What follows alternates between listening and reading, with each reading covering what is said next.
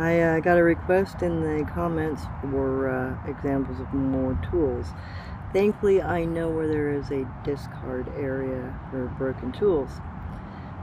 So this one probably failed in the making.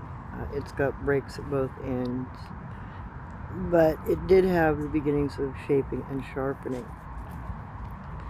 Backside has fracture points for shaping and clearly has a what they call stress popping fracture lines. So that's an indication of napping, and then this indicates a break, tip removal, and a pretty bad one, and then the angling. So that's a tool that failed. And then this example looks to me like a teaching piece, like they were trying to teach a younger student how to do stress napping to sharpen an edge. This is very similar to what my father showed me how to do.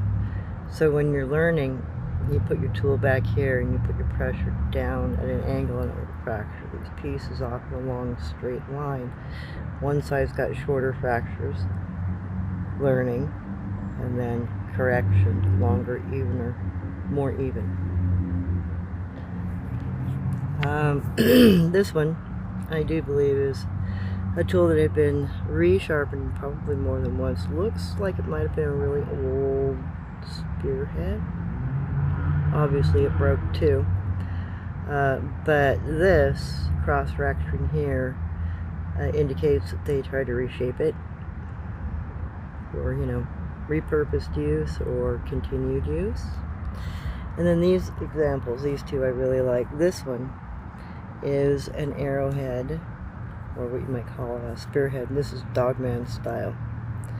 And again, the tip is broken off flat. And they don't put any notching to hold their stuff in place. They just put these two spiral fractures in on the sides for strength. I think their work is actually quite beautiful the way they do it. And then they often will mark their tools with the symbol for strong. And typically the only thing you ever find wrong with them is just the tip is gone. I'm going to keep this one because it's a really nice example. And then Oma spear and or arrowheads. They have some very definite styles. And again, this one has a broken tip. I like this little back notch that they put in it so that they can kind of glue it in the shaft of the material. And sharpening, they definitely sharpen. There's some stress fracturing for sharpening. So I'm going to keep this one too. The rest of them I'm going to leave behind. But these sorts of things you can find wherever you find gravel pits, or where you find like shoals in a river, where you got good washdown. These will tumble down in rivers. The drop point that I know of is a wash-in point, and I find this stuff after winter all over the place down there. Maybe a good place where you guys get some physical evidence of what's in your area.